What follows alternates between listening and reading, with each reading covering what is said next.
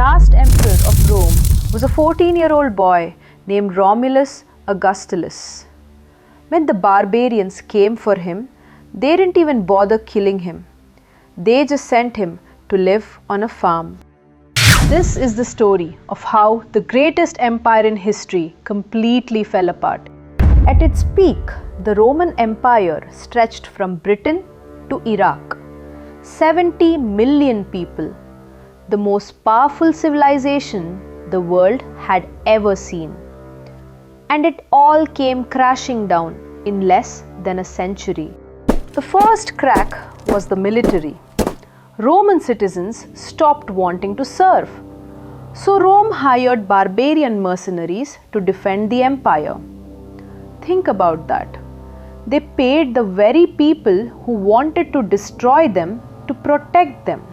These mercenaries had zero loyalty to Rome. They fought for whoever paid the most.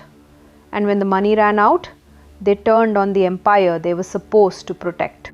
To pay for everything, emperors started debasing the currency. Silver coins that were once pure silver became just copper with a thin silver coating. Prices skyrocketed. A loaf of bread that cost 2 coins suddenly cost 200. Meanwhile, the government kept the masses distracted with free grain and gladiator shows. The poet Juvenal called it bread and circuses. Keep them fed and entertained, and they won't notice the empire is collapsing around them. Political chaos made everything worse. In one 50-year stretch, Rome had 26 emperors. Most of them were assassinated by their own guards. The average reign was less than 2 years. In 285 AD, Emperor Diocletian decided the empire was too big to govern alone. He split it into East and West. The eastern half, based in Constantinople, thrived. The western half, based in Rome, began its death spiral. In 410 AD, the Visigoths under King Alaric did the unthinkable. They sacked Rome itself. For 3 days, barbarian warriors looted a city that hadn't been conquered in 800 years. People across the empire were in shock.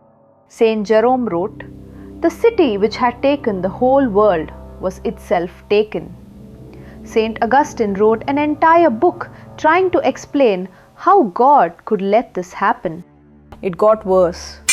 In 455, the Vandals sacked Rome again. This time, they spent 2 full weeks systematically stripping the city of everything valuable: gold, silver, even the copper roof tiles from the temples. And then came the end. September 4th, 476 AD. A Germanic chieftain named Odoacer marched into Ravenna and deposed 14-year-old Romulus Augustulus. He didn't even bother naming a new emperor. He just said Rome didn't need one anymore. The city of Rome went from over 1 million people to just 30,000. The aqueducts broke and nobody fixed them. The forum was used as a cow pasture. 1,000 years of civilization just gone. Here's the twist nobody talks about. The Eastern Roman Empire, what we call the Byzantine Empire, survived for another 1,000 years. Constantinople didn't fall until 1453. The Roman Empire didn't really die, it just moved east. Debased currency, bread and circuses, an army that doesn't want to fight. Political leaders lasting shorter and shorter terms. A population distracted by entertainment while the foundations crumble.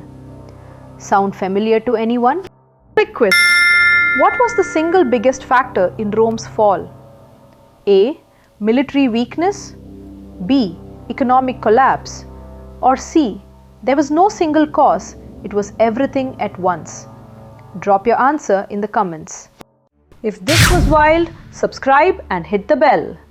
We've got more stories from the ancient world that will blow your mind.